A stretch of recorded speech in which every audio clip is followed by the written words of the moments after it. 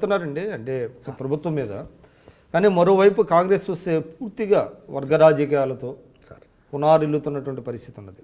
ఇప్పుడు మీ సొంత జిల్లా, మీ జిల్లా నల్గొండ జిల్లా కదా, మీ ఉమ్మడి నల్గొండ జిల్లాలో చూస్తే ఇప్పటికే అసలు ప్రధానమైనటువంటి పిసిసి అధ్యక్షులేమో మీ జిల్లాలో ఉన్నారు, జానారెడ్డి గారు ఉన్నారు, ఇంకోవైపేమో కోమటిరెడ్డి బ్రదర్స్ ఉన్నారు.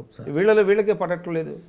అంటే ఒక మంచి అవకాశం అంటే ప్రజలు, మీరు అంటున్నారు ప్రజలు కోరుకుంటున్నారు, ఇది కాదు తెలంగాణ మేము చేస్తామనేటువంటిది మీరు చెబుతున్నారు. అయినా కూడా ఈ ఐక్యత లేని కారణంగా ప్రజలు కాంగ్రెస్ పార్టీని ఏ విధంగా ఆదరిస్తారు?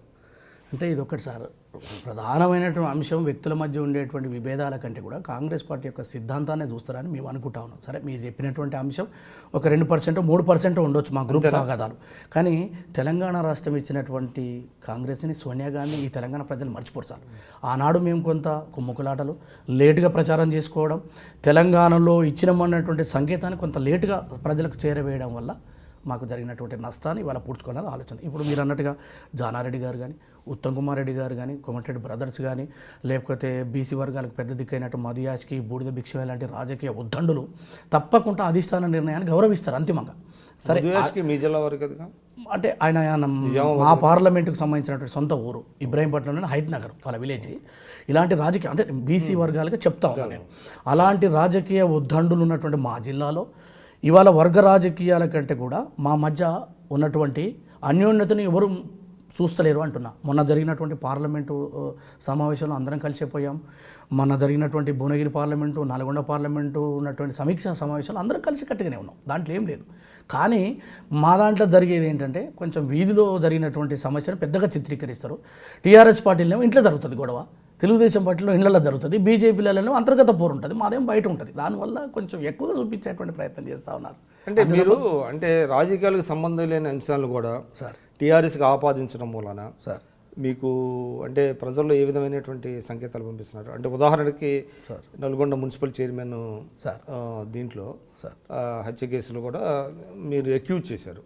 కానీ అది చూస్తే అది అంతర్గతమైనటువంటి సమస్యల వల్ల జరిగింది అనేటువంటిది వచ్చింది. అంటే ఇక్కడ మనం కోణం ఆలోచించాల్సింది ఏంటంటే, గతంలో ఎవరైతే బొడ్డుపల్లి శ్రీనివాస్ గారు టీఆర్ఎస్ పార్టీలో మా పార్టీ నుంచి గెలిచిన తర్వాత పోవడం జరిగింది. ఆ తర్వాత మళ్ళీ కోమటిరెడ్డి గారి వర్గం దగ్గరికి రావడం జరిగింది. అయిన తర్వాత ఎందుకో మరి ఆ రకంగా ఇట్లా పార్టీ మారడం వల్ల అతని మీద పగబట్టిర్రా, లేకపోతే రాజకీయంగా ఇతన్ని నిరోధించాలన్నట్టు ఆలోచనతో అన్నటువంటి అభిప్రాయంతో మేము అన్నాం తప్ప టీఆర్ఎస్ఏ చంపింది, టీఆర్ఎస్ఏ చంపుతున్నారని మేము అనటం లేదు. మాకు రక్షణ లేకుండా పోతుంది. మేము ఎవరైతే ప్రభుత్వానికి వ్యతిరేకంగా మాట్లాడుతూ ఉన్నామో, ప్రభుత్వ వ్యతిరేక ఉద్యమాలలో పాల్గొంటూ ఉన్నామో వారికి లక్ష్యం లేనటువంటి పరిస్థితి. ఇవాళ మీరు చూడండి, నేరలలో చూడండి, ఉష్క కుంభకోణం జరుగుతూ ఉంది. ఉష్క వల్ల అనేకమైనటువంటి చనిపోతూ ఉన్నారని ఎవరైతే గగ్గోలు పెట్టి అడ్డం వచ్చారో దళితులను విపరీతంగా కొట్టారు కేటీఆర్ గారి నియోజకవర్గంలో. ఇది అన్యాయం కాదా సార్?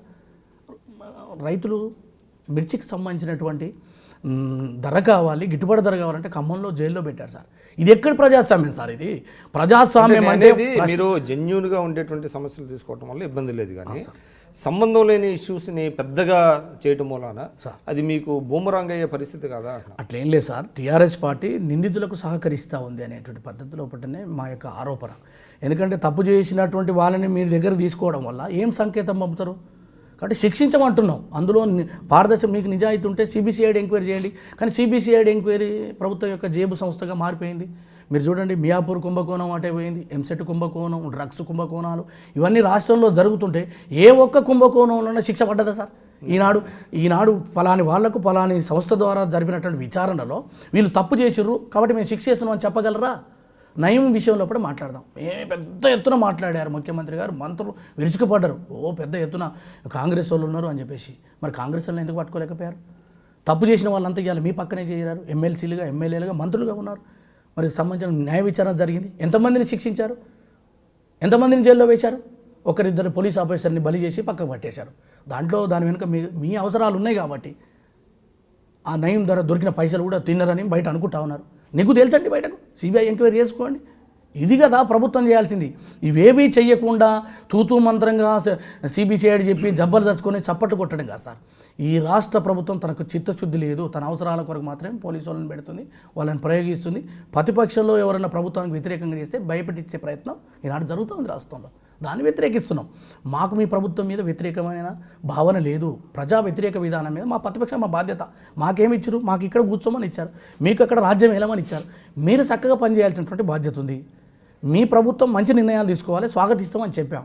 ఇవేవి కాకుండా ప్రభుత్వాన్ని ప్రశ్నించడమే తప్పన్నట్టు, ప్రభుత్వాన్ని అడగడమే తప్పన్నట్టు పద్ధతిలో పడి వాళ్ళ తెలంగాణ నడుస్తూ ఉంది.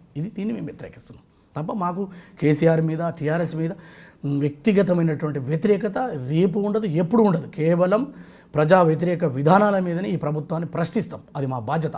మాకు ప్రభుత్వం అవకాశం లేదు కాబట్టి ఇక్కడ ఉన్నాం. మేము ప్రభుత్వంలోకి వచ్చినప్పుడు మేము సరి చేస్తాం. ఇది సూత్రం. ఈ సూత్రాన్ని వాళ్ళ ముఖ్యమంత్రి గారు ఉల్లంఘిస్తూ ఉన్నారు.